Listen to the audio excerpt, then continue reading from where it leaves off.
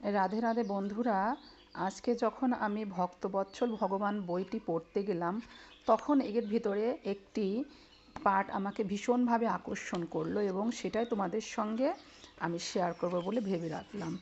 এখানে আছে যে, তোমরা শোনো আমি কি বলছি। কলিযুগের যুগধর্ম নাম সংকীর্তন প্রবর্তনের জন্য ভগবান শ্রী চৈতন্য মহাপ্রভু সচিমায়ের গর্ভে আবির্ভূত হয়েছিলেন। মহাপ্রভু তার মাকে বলেছিলেন যে তিনি অতি শীঘ্রই অর্চা বিগ্রহ ও নামরূপে আরও দুবার আবির্ভূত হবেন। তখনও সচিমাতা তার মায়ের ভূমিকায় থাকবেন, কখনো ধরণী হয়ে, কখনো জিহ্বারূপে। ভগবানের অর্চা বিগ্রহ ও শ্রীনাম ভগবানের সচ্চিদানন্দময় রূপ থেকে যে অভিন্নতা শ্রীচৈতন্য চরিতামৃতের স্পষ্টভাবে বর্ণিত হয়ে আছে। সেখানে লেখা আছে, নাম বিগ্রহ স্বরূপ তিন এক রূপ, তিন ভেদ নাহি তিন চিদানন্দ রূপ। রাধে রাধে। এই কথাটার অর্থ হলো, ভগবান শ্রী চৈতন্য মহাপ্রভু অবশ্যই ভগবান কৃষ্ণের অবতার, কিন্তু ভগবান কৃষ্ণ এসেছেন দাপর যুগে এবং স্বয়ং ভগবানই ভক্তরূপে কলিযুগে আবির্ভূত হয়েছেন। কিন্তু ঘোর কলিতে তিনি এখনও আসেননি।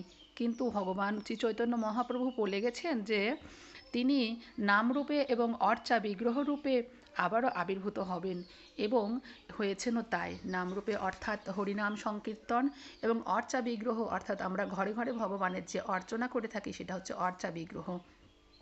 তাই এই অর্চা বিগ্রহ ও নাম বিগ্রহ রূপে যখন ভগবান অবতীর্ণ হবেন বলে সচিমাতাকে কথা দিয়েছিলেন, তখন বলেছিলেন, মা তুমি আমার মায়ের ভূমিকাতেই থাকবে, কখনো জিহ্বারূপে, কখনো অর্চারূপে। তাই দেখা যাচ্ছে যে আমরা যখন হরিনাম সংকীর্তন মুখে উচ্চারণ করি, তখন জিহ্বা সংকীর্তনের জন্য মায়ের ভূমিকা পালন করে, ভগবানের মায়ের ভূমিকা। এবং আমরা যখন অর্চা বিগ্রহ নিয়ে অর্চনা করি, তখন সেটা ভগবানের মায়ের ভূমিকা পালন করে থাকে। তাই ভগবান যেখানে থাকুক না কেন, মা যশোদা সচিমাতা রূপে, কখনো জিহ্বা রূপে, কখনো অর্চা রূপে সেখানে ভূমিকা পালন করে থাকে।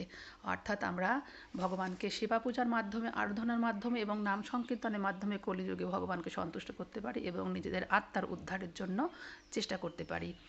ভগবানের ভক্তরা দেখা যায় যে তারা নিজেদের জীবনকে ভগবানের সেবায় নিয়োজিত করে নিজেদেরকে অর্চা বিগ্রহ এবং নাম বিগ্রহের মাধ্যমে সমর্পণ করে দিয়ে আনন্দ উপভোগ করছে, এবং সচ্চিদানন্দময় রূপ বিগ্রহের সেবা যত্ন করে আনন্দ উপভোগ করছে, এবং নিত্যানন্দ রূপে ভগবানকে আনন্দিত করে নিজে সদানন্দ রূপে প্রকাশিত করছে এবং আনন্দময় জীবন উপভোগ করছে।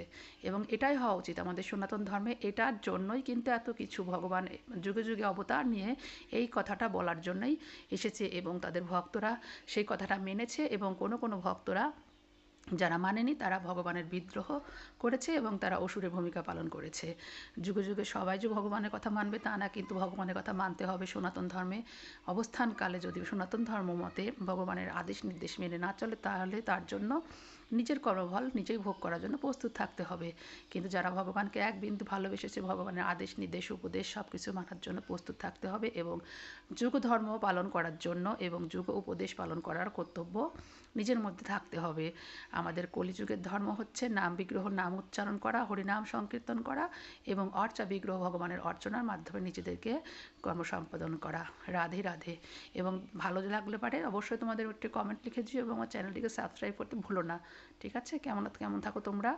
ভালো থেকো, সুস্থ থেকো এবং সাবধানে থেকো।